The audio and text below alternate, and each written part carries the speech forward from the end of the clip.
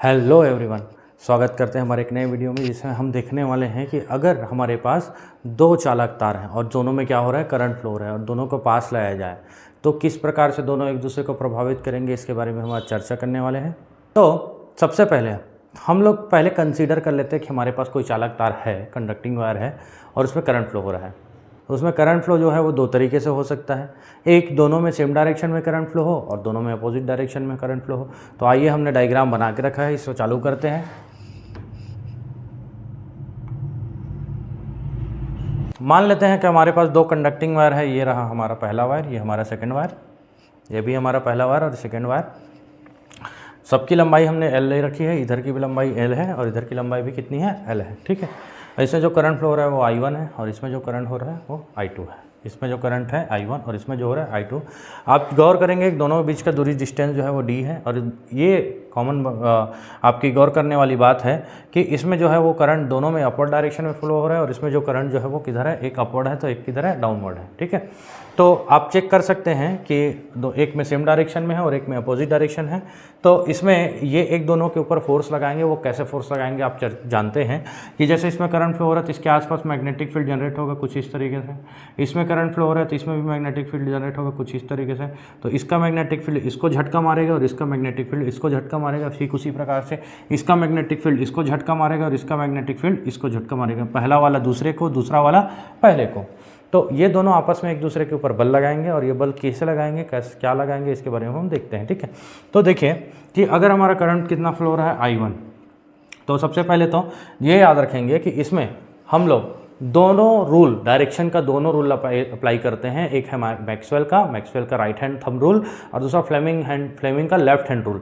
ये दोनों के दोनों रूल को अप्लाई करते हैं, याद रखेंगे। तो अभी स्टार्टिंग में हम लोग यहाँ पर मैक्सवेल रूल को अप्लाई करते हैं ताकि हम लोग को मैग्नेटिक फील्ड मिल सके। तो हम चेक करते हैं कि हमारा ये करंट किधर जा रहा है, अपवर्ड डायरेक्शन में, तो हमारा मैग्नेटिक फील्ड लगेगा इसके ऊपर, इस तार के ऊपर। इस लगेगा तो सब तरफ मैग्नेटिक फील्ड चारों ओर रहेगा, लेकिन हमको इससे मतलब है ना कि इस तार में कितना लगता है। तो हम लोग ये देखते हैं कि हमारा जो I1 है ये मैग्नेटिक फील्ड इसके ऊपर खपात से ऐसे मारेगा कुछ इस तरीके से।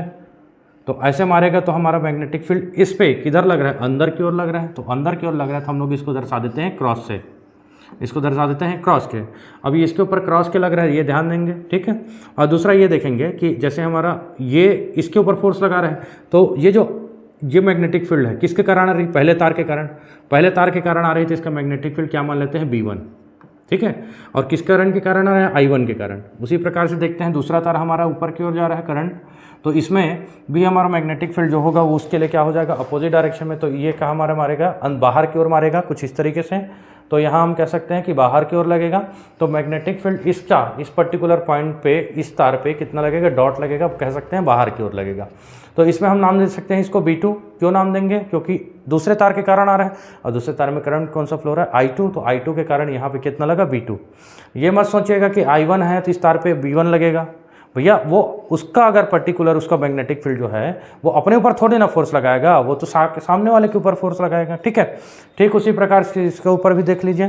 तार में अगर हमारा करंट ऊपर की ओर जा रहा है तो मैग्नेटिक फील्ड कुछ इस तरीके से मारेगा इसको अंदर की ओर। तो अंदर की ओर मारेगा तो हम लोग यहाँ पर दे देते हैं क्रॉस कुछ इस तरीके से, क्योंकि पहले तार के कारण है इसलिए इसके ऊपर लगेगा, वो क्या आ जाएगा, B1।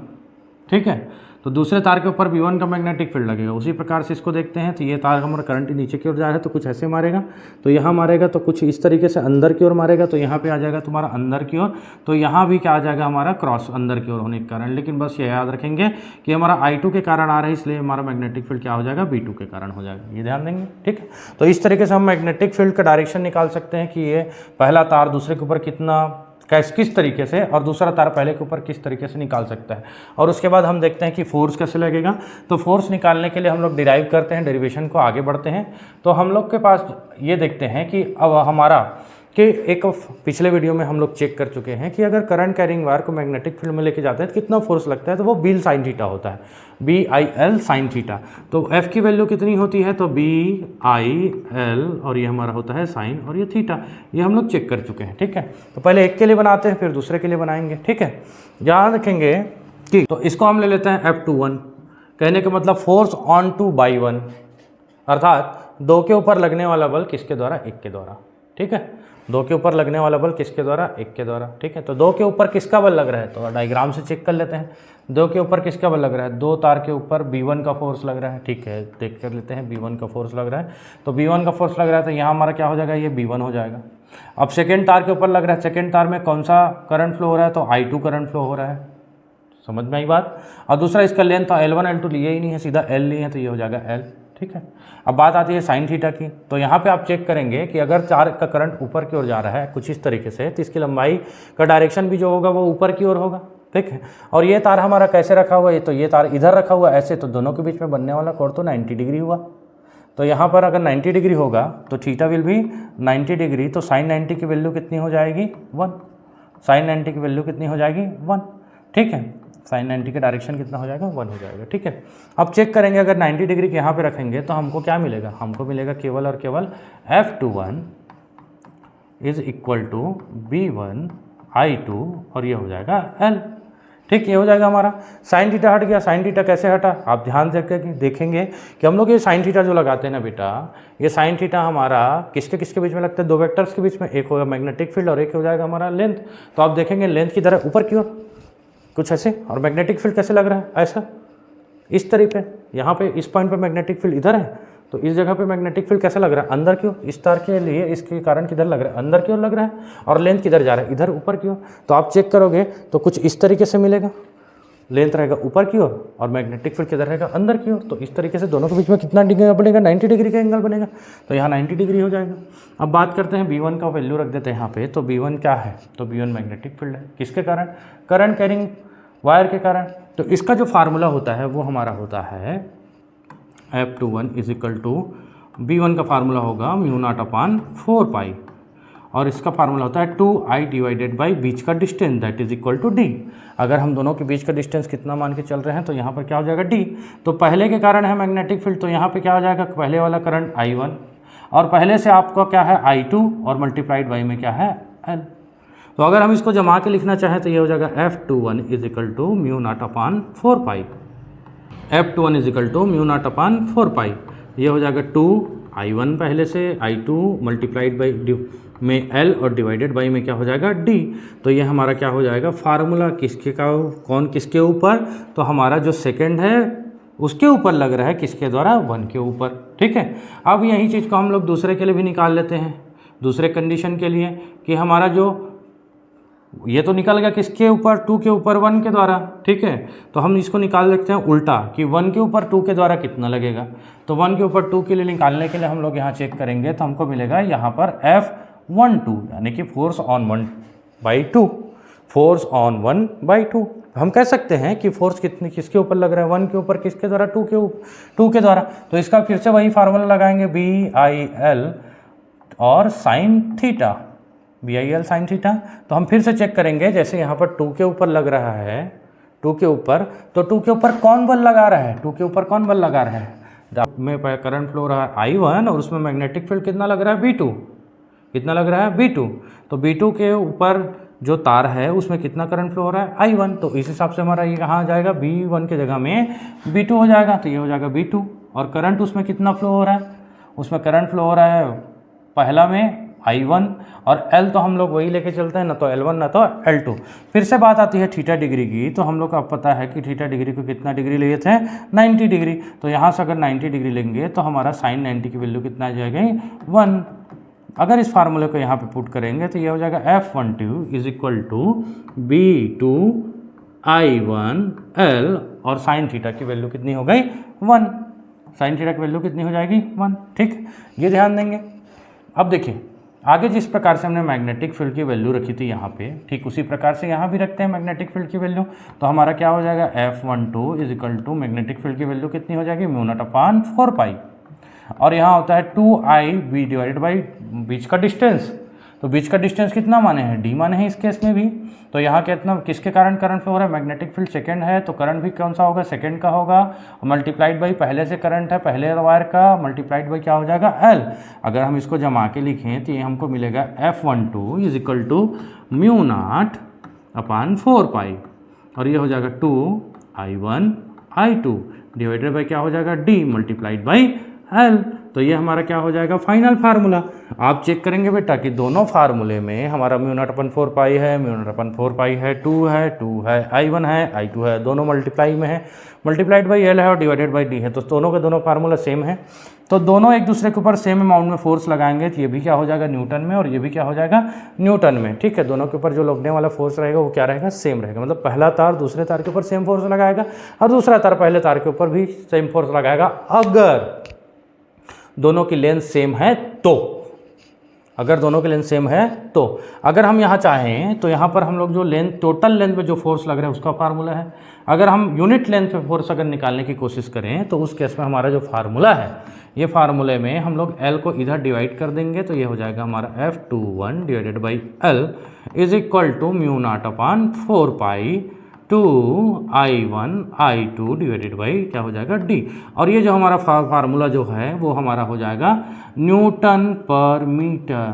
न्यूटन पर मीटर देख लेंगे, F का वैल्यू कितना हो जाएगा न्यूटन और मीटर L की वैल्यू हो जाएगा मीटर, तो न्यूटन पर मीटर अर्थात ये है कि पर यूनिट लेंथ पे कितना फोर्स लग रहा है उसका फार्मूला ये आ जाएगा। ठीक है, अब हमको टोटल निकालना है तो मल्टीप्लाइड बाई क्या कर देंगे L कर देंगे, तो ये हमारा आंसर आ जाएगा। ठीक, तो अब तो ये बात आती है कि हमारा ये फोर्स निकल गया, अब फोर्स का डायरेक्शन किधर होगा, ये बड़ा गजब है।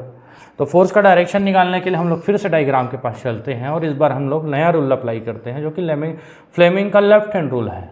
अब फ्लेमिंग का लेफ्ट हैंड रूल है, उसके लिए हमको क्या चाहिए, करंट का डायरेक्शन, मैग्नेटिक फील्ड का डायरेक्शन चाहिए, तो फोर्स का डायरेक्शन निकल आएगा। ठीक, तो इस हिसाब से हम लोग आगे बढ़ते हैं और इसमें देखते हैं कि इसके ऊपर मैग्नेटिक फील्ड किधर लग रहा है, अंदर की ओर। मैग्नेटिक फील्ड कैसा लग रहा है, अंदर की ओर, और करंट किधर जा रहा है, ऊपर की ओर। तो ये उंगली हमारा मैग्नेटिक फील्ड हो जाता था और ये वाली उंगली हमारी क्या हो जाती थी, करंट की डायरेक्शन की हो जाती थी। तो कुछ इस तरीके के साथ जमा देती है, दोनों का डायरेक्शन हमको पता है। तो मैग्नेटिक फील्ड का डायरेक्शन अंदर की ओर हो जाएगा, तो मैग्नेटिक फील्ड का डायरेक्शन अंदर की ओर हो जाएगा, करंट किधर जा रहा है, ऊपर की ओर, तो ये हमारा हो जाएगा। तो तीसरा उंगली किधर जमेगा, यहाँ अंदर की ओर। तो इस पॉइंट पे देख लीजिए, अच्छे से देख लीजिए, मैग्नेटिक फील्ड क्रॉस दर्शा रहा है मतलब इनवर्ड है, क्रॉस दर्शा रहे हैं मतलब क्या है, इनवर्ड है। ध्यान देंगे, क्रॉस दर्शा रहे हैं मतलब क्या हो जाएगा, इनवर्ड है, और अगर डॉट दर्शाएगा मतलब क्या हो जाएगा, आउटवर्ड है। ठीक, तो इस पर्टिकुलर पॉइंट पे मैग्नेटिक फील्ड किधर है, अंदर की ओर, तो मैंने उंगली लगा दी उधरी। अब करंट किधर जा रहा है, ऊपर, तो करंट ऊपर गया, ये कुछ इस तरीके से उंगली लग गया, और ये मैग्नेटिक फील्ड का फोर्स का डायरेक्शन किधर हो जाएगा, अंदर की ओर। तो पर्टिकुलर इस पॉइंट पे जो फोर्स है हमारा वो किधर लगेगा, इस डायरेक्शन में लगेगा, ये हो जाएगा फोर्स। और ये हम लोग किसके ऊपर लग रहा है, 2 के ऊपर, तो ये हो जाएगा फोर्स ऑन 2 बाई 1, ये हमारा हो जाएगा F21। ठीक है, अब बात करते हैं इसके डायरेक्शन की। तो इसका मैग्नेटिक फील्ड बाहर की ओर है, तो ये लगा दी मैंने बाहर की ओर उंगली। अब करंट किधर जा रहा है, ऊपर की ओर जा रहा है, तो करंट जाने के लिए ऊपर की ओर। अब डायरेक्शन देखो फोर्स की किधर आ रही है, तो फोर्स का डायरेक्शन फिर से दूसरे तार की तरफ आ रहा है, तो इसके फोर्स का डायरेक्शन आ जाएगा कुछ इस तरीके से। तो ये हमारा हो जाएगा फोर्स ऑन 1 बाई 2, तो ये हो जाएगा F12। अब देखो दोनों का डायरेक्शन किधर है, अंदर की ओर चल रहा है, तो अंदर की ओर चल रहा है, तो बोल रहे हैं दोनों आ जाइए, आ जाइए, पास आ जाइए। तो इस हिसाब से दोनों के बीच में कौन सा फोर्स लग रहा है, अट्रैक्शन का। तो याद रखेंगे कि जब करंट हमारा कौन से डायरेक्शन में हो, सेम डायरेक्शन में, करंट कौन से डायरेक्शन में, सेम डायरेक्शन में, तो उस दोनों के बीच में कैसा फोर्स लगेगा, तो अट्रैक्शन का फोर्स लगेगा। तो अगर दोनों के विचार मिलते हैं तो दोनों पास आ जाएंगे, दोनों में करंट अगर सेम डायरेक्शन में फ्लो हो रही है तो दोनों क्या हो जाएंगे, अट्रैक्ट हो जाएंगे एक दूसरे से। ठीक है, अब बात आती है कि अपोजिट डायरेक्शन में क्या होता है, अपोजिट डायरेक्शन में क्या होगा। ठीक है, इसका भी डायरेक्शन लगा देते हैं, इसके डायरेक्शन के हिसाब से हम लोग फिर से फ्लेमिंग का लेफ्ट हैंड रूल लगाएंगे। तो फिर से लेफ्ट हैंड को उठाएंगे और मैग्नेटिक फील्ड के डायरेक्शन में जमाते चलेंगे। तो देखिए इसमें करंट की मैग्नेटिक फील्ड किधर है, अंदर की ओर, ये रख दिया मैंने। ठीक है, और उसके बाद फिर करंट किधर जा रहा है, नीचे की ओर, तो मैंने इधर ऐसे घुमाया और दूसरा उंगली कहाँ लेके गया, नीचे की ओर। तो फोर्स किधर आएगा, अंगूठे की तरफ। आप चेक कर सकते हैं अंगूठा मेरा बाहर की ओर जा रहा है, तो यहाँ से मेरा फोर्स है वो किधर जाएगा, इस तरफ बाहर की ओर। तो ये हमारा किसके ऊपर लग रहा है, दूसरे के ऊपर, किसके द्वारा, पहले, तो ये हो जाएगा F21। ठीक, अब इसके ऊपर लगाते हैं, तो मैग्नेटिक फील्ड किधर है, अंदर की ओर, ये मैंने रख दिया अंदर की ओर। करंट किधर जा रहा है, ऊपर की ओर, कुछ इस तरीके से। तो फोर्स किधर हो जाएगा, बाहर की ओर, तो कुछ इस तरीके से। यहाँ पर फोर्स कैसा लग जाएगा, इस तरीके से देख लेंगे। तो यहाँ पर फोर्स किसके ऊपर लग रहा है, 1 के ऊपर, किसके द्वारा, 2 के द्वारा, तो फोर्स ऑन 1 बाई 2, तो ये हमारा क्या हो जाएगा, F21, सॉरी F12, और ये हो जाएगा F21। इसमें फोर्स का डायरेक्शन देखिए बाहर की ओर है, मतलब दोनों भागने की कोशिश कर रहे हैं, तो इस पर भगजा का फोर्स लगेगा, मतलब दोनों एक दूसरे को क्या करेंगे, रिपेल करेंगे। सिंपल सी बात है, दोनों में करंट अपोजिट डायरेक्शन में बह रही है। अर्थात दोनों के विचार नहीं मिल रहे हैं, दोनों एक दूसरे से दूर चले जाएंगे। और इसमें दोनों के विचार मिल रहे हैं सेम डायरेक्शन, तो दोनों एक दूसरे के पास जाएंगे, तो इसमें अट्रैक्शन लगेगा और इस वाले कंडीशन में रिपल्सन का फोर्स लगेगा। रिपल्शन मतलब क्या हो जाएगा, प्रतिकर्षण। और यहाँ पर अट्रैक्शन का मतलब क्या हो जाएगा, आकर्षण। तो इस तरीके से बहुत ही इजी तरीके से हम इसका डायरेक्शन भी क्या कर सकते हैं, फाइंड आउट कर सकते हैं। ये हमारा क्वेश्चन पूछा गया है 5 नंबर में और बहुत ही ज़्यादा इंपॉर्टेंट है, रिपीटेड क्वेश्चन है, बार बार रिपीट करता है। साथ में इसका जो लास्ट वाला पॉइंट है वो हमारा पूछता है कि सेम डायरेक्शन में अगर करंट फ्लो हो रहा है तो फोर्स किधर लगेगा, अपोजिट डायरेक्शन में है तो फोर्स किधर। तो सेम डायरेक्शन में है तो दोनों पास आएंगे, दोनों के विचार मिलते हैं, चिपक जाएंगे। और अगर अपोजिट डायरेक्शन में है तो क्या हो जाएंगे, दूर चले जाएंगे। तो मान लो कि लास्ट में इसके ऊपर फोर्स लगा, तो फोर्स लगने के बाद अगर इन लोग पास आने की कोशिश किए तो ये क्या हो जाएगा, कुछ ऐसा। और ये भी क्या हो जाएगा, कुछ ऐसा। ये तार दोनों आपस में पास आएंगे तो दोनों चिपकने का प्रयास करेंगे और ये तार हमारा क्या हो जाएगा, फैलने का प्रयास करेगा। तो ये तार हमारा क्या हो जाएगा, कुछ ऐसा, कुछ ऐसा इस तरीके से। और ये कैसा हो जाएगा, कुछ ऐसा। ठीक, ये इस तरीके से दोनों एक दूसरे का डायरेक्शन फोर्स लगने के बाद एक दूसरे को ऐसा शेप मिल जाएगा। ठीक है, तो ये हमारा रहा आज का एक और 5 नंबर का टॉपिक, जिसको बहुत ही इजी तरीके से आप समझ सकते हैं। उम्मीद है आपको समझ में आया भी होगा। तो ये डायग्राम बनाने के बाद ही आपको इसमें पूरा 5 नंबर का मार्क्स मिलेगा। ठीक है, बहुत ही ज़्यादा इंपॉर्टेंट क्वेश्चन है, अपने दोस्तों के साथ शेयर कीजिए। सीजी बोर्ड के लिए बेहद ही इंपॉर्टेंट क्वेश्चन है। और इस बार के नीट और JEE क्वेश्चन पेपर में 2023 जो हुआ है उसमें ये क्वेश्चन का न्यूमेरिकल आया हुआ है। तो आपसे ये बन जाना चाहिए बहुत ही इजी तरीके से। ये अपने दोस्तों के साथ शेयर करेंगे और उन्हें भी कहेंगे कि हमारे चैनल को सब्सक्राइब करें और हमारे नेक्स्ट चैप्टर के वीडियो के लिए हमारे साथ बने रहें। तो कौन से चैप्टर का वीडियो आप चाहते हैं ये हमें कमेंट बॉक्स में ज़रूर बताएं। तब तक के लिए धन्यवाद।